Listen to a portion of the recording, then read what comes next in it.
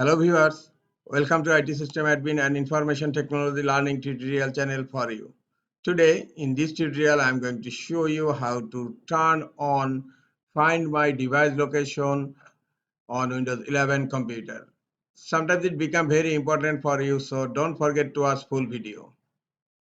To turn on Find My Device Location on Windows 11 computer, click on Start menu, click on Settings. In left pane, click on Privacy and Security.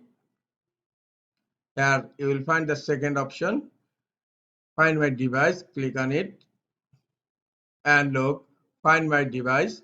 Save this device location when it's connected to the internet, and now it's turned off. Just click here to turn it on.